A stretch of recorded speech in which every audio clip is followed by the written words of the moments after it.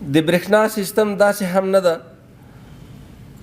لکه یو نفر چې له یو بوتل څخه اوبه راواخلي او په یو پیاله کې واچوي ویڅکي.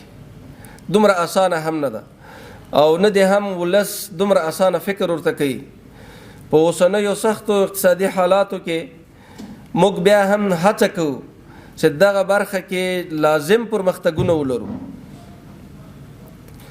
هر پروژه چې ډیزاین کیږي د دې لپاره وخت اړتیا ده، مالی منابعو ته اړتیا ده، کادرونو ته، بشري سرچینو ته اړتیا ده او د دې ترڅنګ هغه امکاناتو ته اړتیا ده، هغه وسایلو ته اړتیا ده چې دغه سیستمونه ورباندې په پښو درېږي.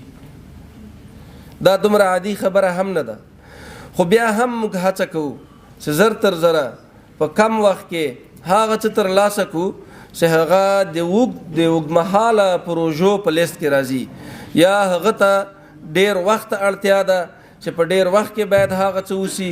کوشش مو دا ده چې هغه موږ په کم وخت کې وکړو.